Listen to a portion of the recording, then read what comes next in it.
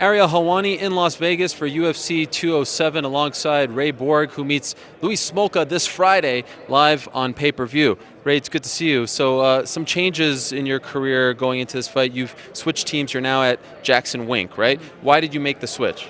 I made a switch because I felt like I needed some growth in my career. I felt like being 23 and starting a plateau was not the most ideal thing. So I just felt like I needed some growth in my life.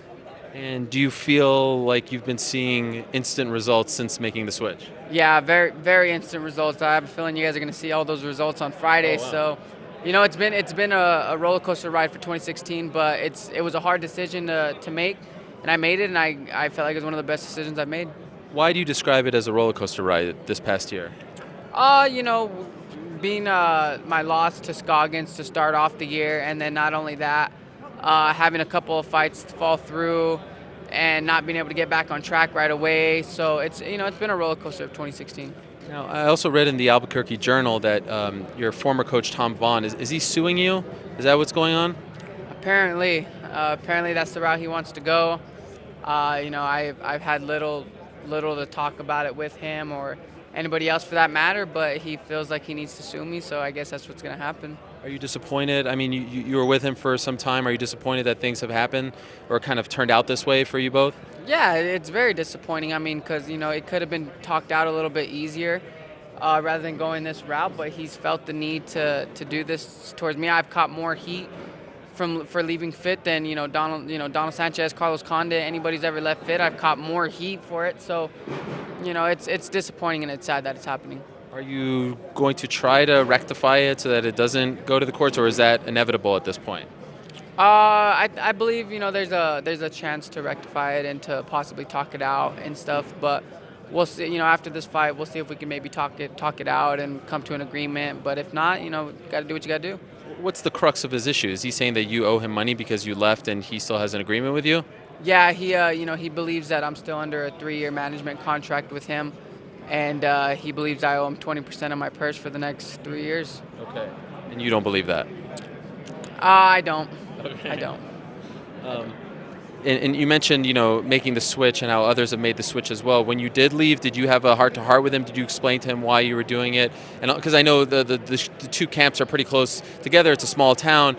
Did you explain why you were doing this? Yeah, that was the most disappointing part. Is I was the very first person out of all his athletes to talk to him in person. Oh, wow. I was man enough to sit both him and my wrestling coach down and say, hey, this is what I want. This is why I'm doing it. And then I try to keep my cool. I try to go out on good terms, and things happen. Yeah. So now you have this big fight against one of the top contenders. Although he is coming off somewhat shocking loss because everyone thought I think he was a pretty big favorite against Moreno.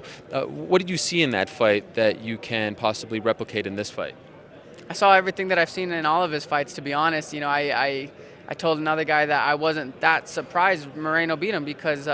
I've said it time and time again. Smolka is scrappy. He is tough. He's a good scrambler, but he leaves himself open for a lot of bad positions, and Moreno was just the first one to truly capitalize on it. Are you disappointed that you didn't get to him first because you believed that for so long? Yeah, I did. I've been wanting to fight Smolka for a while, so I was sad I wasn't the first one to expose it, but at least the rest of the flyweight division knows now. Just because of his style, or for another reason you wanted to fight him for a while?